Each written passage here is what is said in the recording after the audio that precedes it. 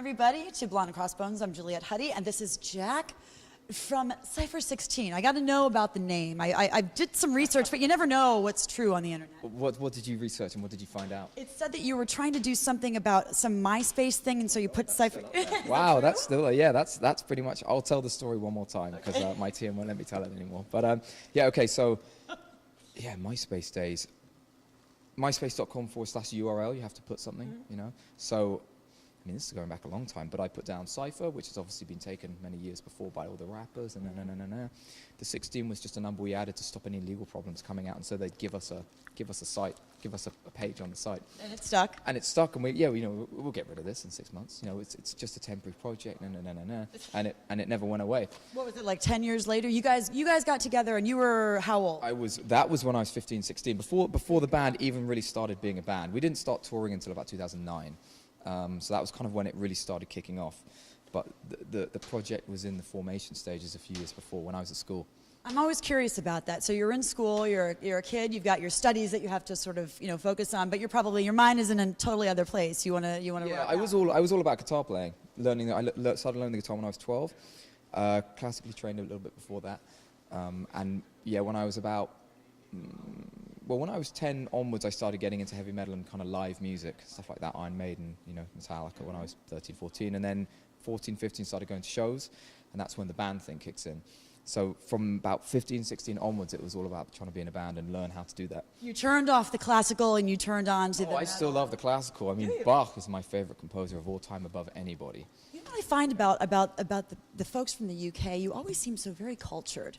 I mean, no offense to my American brethren, but I mean, you don't find a lot of the Americans, doing the classical music thing when they're in high It's school. the heaviest music in the whole world for me, Well, and I love it. And it's every time I go to a concert, because I try and catch concerts whenever I can, it just brings you right back down to earth about how much better they are at everything than we are. Well, listen, I disagree with you on that, because I have to say, not being completely familiar with the metal world today, and getting into it over the last several years, I really sit there and I go, my God, these musicians are, to me, you're the best musicians on the planet. And you definitely give the classical musicians a run for their money, and in a lot of ways, I think you're even better. I mean, the finesse that you need, the technical expertise that you have to have is comparable, absolutely, to classical. That's very good of you to say that. I mean, there are definitely metal musicians out there who are on levels with some of the classical guys, but I don't know. I think in technical words, it's because they weren't writing songs, they were writing huge pieces which didn't have very repetitive sections. I mean, sometimes they did, sometimes they didn't, but huge, sprawling, kind of monster industrial works of technical brilliance. It's Agree. What a Wordsworth, eh? Just you watch them and you just go, how? The amount of practice, the amount of time, the amount of concentration that's going into that stuff, compared to what we're doing, which is, I don't know, I mean, you're downplaying your skill. I'm downplaying. We're about putting on a show, so it's a different thing. We're not, it's about putting on, for us, it's putting on a punk rock show, and a rock show, making people enjoy coming to see it, making it a little bit different from the record, because otherwise just sit at home and play the record. Just so it's it's a different discipline, admittedly, but no, I think it's important to be grounded in the old stuff wherever you can, because it just gives you a nice reality check every now and again. I'm curious about your thoughts. We were talking about Enter Shikari, your homeland folks. Indeed. You're a big fan? I do. Yeah, I do. Yeah, I do know them a little bit. We've worked a lot with their producer Dan Weller, who produced our second and third EPs. And he does a lot of the Enter Shikari stuff, so we know them a little bit through that. A band that's blowing up in Europe, getting on its feet here in the United States, which is something that a lot of you guys are familiar with doing. How challenging is that to come here to the United States and break into this market? It's very difficult at the moment. I don't know what your thoughts on the metal market in the US, but we know the Metallica guys a little bit, and watching how they are changing the way they tour in America. Because of the American metal market. In what way? Describe what you're saying. Well, as in, I mean, how many times have you seen Metallica playing in the US in the last 5 years? Yeah, this is the first time. Right. So they're now starting to come back into it, but they took a big break because Europe is where it's at right now, and so you're thinking, well, if they're changing their habits, then you start seeing all the other rock bands changing their habits about coming here. And this is, like you said, it's our debut US Canada tour, which is great. But it's tough. It's really challenging here. I think the metal world is challenging. The rock metal world is challenging. That's why I wanted to launch this website, because I wanted to expose. People knew rock and metal bands 20 years ago. I mean, that was really the last time. The Alice in Chains, those bands. When they were like rock star bands back then. Exactly. Yeah, it's such a different world now. I mean, what we've noticed about coming here, we've toured in places like China and India, which are huge geographical locations. Very different from touring in Europe, which is quite small, travel-wise. Right. So coming to America after a little while, we haven't been to China since 2015, I think is right. So a couple of years. The drive times, the miles, the amount of traveling, the amount of bus time, the logistical problems you have when you're traveling so much with breakdowns and problems and all of this sort of stuff, sleep deprivation. Because obviously we all go to bed right after the show. Oh, obviously, I'm sure you do. With a 5 a.m. bus call tonight in New York City. Yeah, I'm a little concerned about this. We're going to be seeing you guys running down the street. Oh yes, you will. At 4:59, trying to find our tour bus. The tour bus is going to be racing after you. Right, exactly. Trying to get us on the bus. Keep in touch with that tour manager. Right.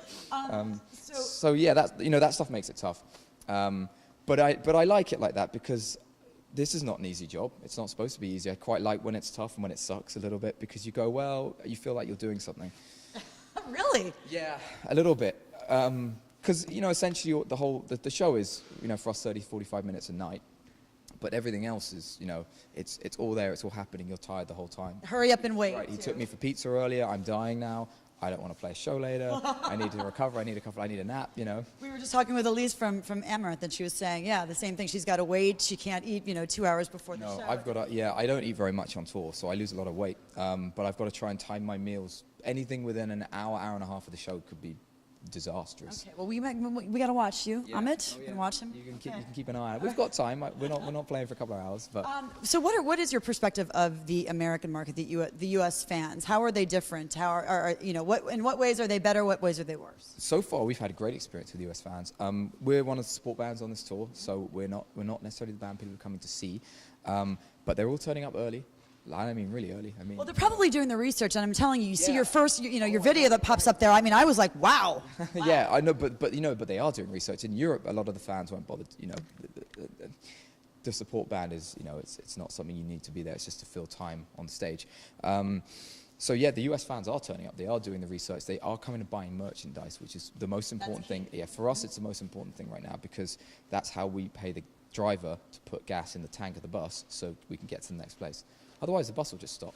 You know that so many people, and we talk about this all the time, but I have to just reiterate, so many people sit, all around the world look at you guys and think they're rock stars, they're playing for these audiences, they're rock stars, and they're so surprised to hear stuff like that, right. That, you have to rely on money to, make sure you have gas in the car. Absolutely. I mean, not to go too deep into it, because it will take hours, but the whole, illegal downloading music, the new state of the music industry where we all are now, you're obviously very familiar with it.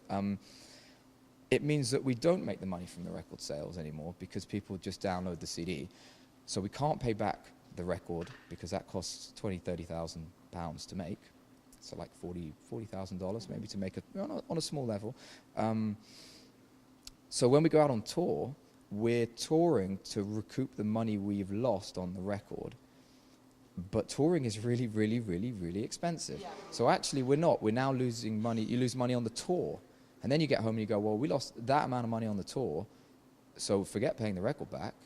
So and then the managers ring up and they're like, so when are we going to do the next record? And it's like, how?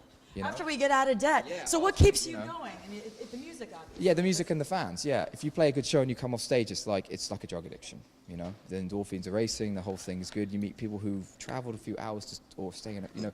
For me, it's this: when someone changes their daily routine to come and see your show, that's a really big thing. You get that. That is something that's compelling. Yeah, that's really pivotal. Like, this person got out of bed, didn't go to work today, and traveled however long to come and see my show, and then is going to stay in a hotel tonight and then go back into their life. that's a huge thing for me. It's nice to hear you say that because you don't. I mean, I'm sure there are other people that that feel the exact same way you do, but you don't really get to hear that a lot. From a fan's point of view, it's nice to know. That you Right. think that. Oh no, it's for me. It's because I go, well, why would you want to do that? And then they explain why they've done it, and that's amazing. That's an amazing feeling. So then you go, yeah, it is worth doing this. It is worth feeling like shit all day. It is worth being in the middle of I mean, okay, we're in New York City. I'm not complaining or anything, but sometimes you wake up and you go, where the fuck are we? Why do I feel like this? Why? Well, you're here, and it's going to be an awful day. And then you play a show, and someone comes up and says, yeah, but you made my day. And then you go, well, that's all we're here for. I love hearing that. This is just, it's like feeling bonding right now. Oh, Jack.